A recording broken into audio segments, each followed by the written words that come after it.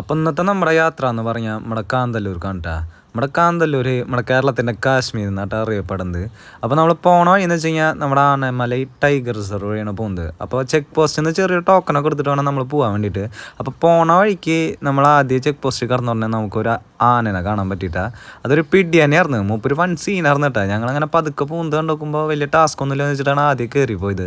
എന്നിട്ട് ഞങ്ങൾ ഒരു അണ്ണനോട് ചോദിച്ചു, അണ്ണൻ എന്തെങ്കിലും പ്രശ്നം ഉണ്ടോ, കുഴപ്പമുണ്ടാന്ന് ചോദിച്ചു. അണ്ണൻ സൈഡിലൊക്കെ ഉണ്ട് കേട്ടോ. പക്ഷെ മൂപ്പര് വാല് പൊക്കി ഉടനെ തിരിഞ്ഞോടുകയാണ് ചെയ്തത് കേട്ടോ.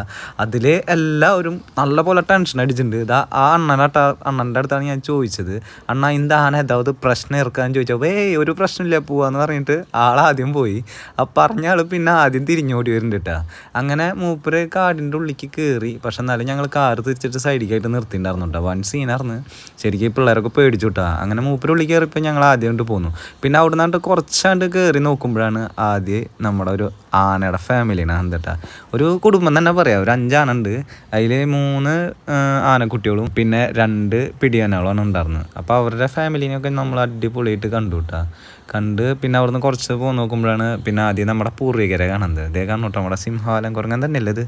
പിന്നെ അങ്ങനെ നമ്മൾ നമ്മുടെ റിസോർട്ടിലെത്തി നോക്കുമ്പോൾ ഈ കാണുന്ന മുതലിൻ്റെ കൂടെ കൂടിയിട്ട് അതെന്താണെന്ന് അറിയില്ല. എവിടെ പോയാലും ഇതുപോലെ ഒരാളിൻ്റെ കൂടെ ഉണ്ടാവട്ടെ. ഈ കണ്ടാട്ടെ നമ്മൾ ബുക്ക് ചെയ്തിട്ടുള്ള റിസോർട്ട്.